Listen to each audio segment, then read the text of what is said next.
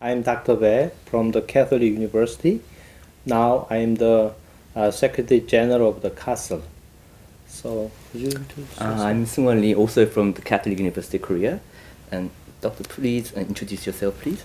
I am Rakesh Aggarwal. I am Professor of Gastroenterology at the Sanjay Gandhi Postgraduate Institute of Medical Sciences, Lucknow, India, which is a WHO collaborating center on viral hepatitis. Mm-hmm. So I will ask first. I got your lectures just before. Your lectures about the assessing of the HCV screening, the cost effectiveness is very helpful to reduce the HCV burdens. I will tell about the situation of the Korean. So our government not yet performed the screening for the publics.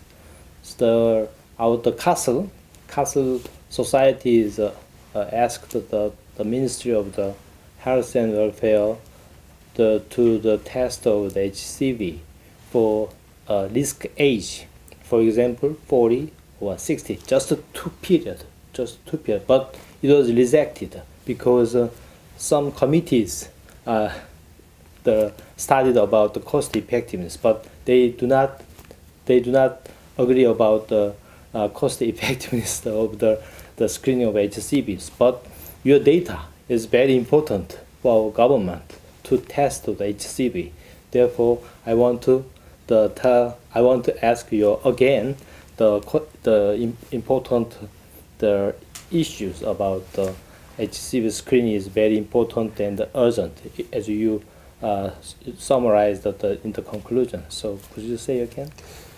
So, hepatitis C is a major cause of liver disease and liver-related death around the world. Governments all around the world are trying to take care of this by diagnosing and then treating all those who are infected with hepatitis C virus. Because those who are already infected, the only way we can help them is by treating them early, so that they do not develop cirrhosis or liver cancer. There are data available from the United States of America, France, and also from South Korea itself, where modeling studies have been done and published, and those show that screening everyone, irrespective of presence of risk factors, and treating them with hepatitis C virus drugs if they are infected would be cost effective, using the usual norms that are used for cost effectiveness. So I think, based on the studies that have been published, it would be useful to screen everyone once in a lifetime for hepatitis C virus. Mm-hmm. So, yeah. Okay, the second question will be on many patients, WHO, I'll go with this question first. WHO has set the target to eliminate HCV by 2030. Of course, there are many factors that we may have to consider to achieve that goal, such as maybe stigma, media. What do you think is the most important factor that we should focus on in order to achieve that goal by 2030? So, elimination involves two major things. One, to reduce the number of new infections. For that, we need to ensure that blood supply in all countries in the world is safe, that is, it is tested for hepatitis C virus, and that safe injection practices are used, whether it is in the healthcare system or it is outside the healthcare system, for instance, in people who have recreational drug use.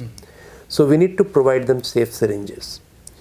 The other component is for people who are already infected. We need to find them and treat them before they go on to develop serious liver disease such as cirrhosis or liver cancer. That means we need to screen everyone, and if they are positive for hepatitis C virus test, that means they have infection, then we need to treat them with drugs that are available today. These drugs are extremely effective, more than 95% response rate in the first go. They are very safe, they can be taken by mouth, they can need to be taken only for a few weeks, and therefore we have a real possibility here. We have moved from, in 25 years, from the discovery of virus to development of drugs that are extremely effective. No other disease have we seen that happening. And we have a real opportunity here, and we can do this. In a similar context, there have been some reports that even when the patients know that they have HCV antibody, which means they may be infected with HCV virus, they do not come to hospital. So what can clinicians do to improve linkage from diagnosis, screening, and care? We need to, I think, interview these patients and find out why they do not come for treatment. There are several reasons. These are generally misconceptions. Many of them feel that they are feeling very nice, they are healthy. They don't realize that they are sitting on a time bomb, which will gradually go on and damaging their liver. So they don't realize that. Second, many of them think that the treatment is extremely costly and is associated with adverse events, because the previous treatments we had, such as interferon, needed injections, and those were painful, and there were lots of adverse events. So they have heard those stories and they think those are still true. So it needs a massive education campaign. Without that, we'll not be able to do this. So two things. First, to tell people that this would inevitably, in a large majority, lead to liver damage and serious consequences. And secondly, that the treatment is not as costly now, and it is very safe now and highly effective.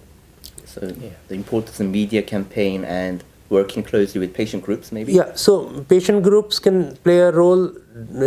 If we do this, patients can see other people improving, and that would be useful. Doctors need to possibly talk to them each time they come in contact with the medical system, and that's how it will have to be done. Yeah. I want to ask one more screening strategy for the age, the risk age. You show that the data in France, there is a 5 groups, stratified 5 groups. There is according to the age, you show that the best result from the age groups is 40 to 69. So that would vary from country to country. It depends on when the infection spread, what are the positivity rates in different age groups, what are the fibrosis stages in different age groups. In general, it may be somewhat better to look at slightly older age groups, because they are the ones who are already at already have F1, F2 fibrosis. They are more likely to go to cirrhosis quickly. So if the country does not have money to screen everyone, one needs to develop a strategy so as to first go to those people who are at an earlier risk of getting chronic liver disease and complications. First start from there, and then you can move to younger ages as the money becomes available. So it really, every country needs to think about its strategy, where to start, and finally, over some years, cover the entire population. Oh, okay. Have I answered your question? Yes, good. Thank you.